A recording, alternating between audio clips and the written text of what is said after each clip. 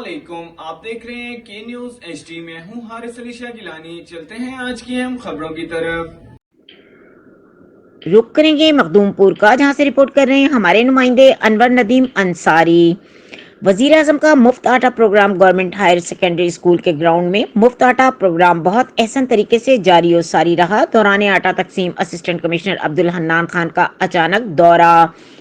تحصیلدار خانیوال موقع پر موجود رہا. آٹے کی تقسیم کرتے ہوئے افسران محکمہ مال پٹواری live stock T M A Makhdoompur Punjab police کی اچھی کوشش کو خوب سراہا اور داد رسی کی. مقامی افراد نے اسسٹنٹ کمشنر اور تحصیلدار ایس ایچ او مخدوم پور مہر نواز سیال کا شکریہ ادا کیا اور مزید کہا کہ وہ اسی طرح غریب عوام کی فلاح و بہبود کرتے رہیں گے.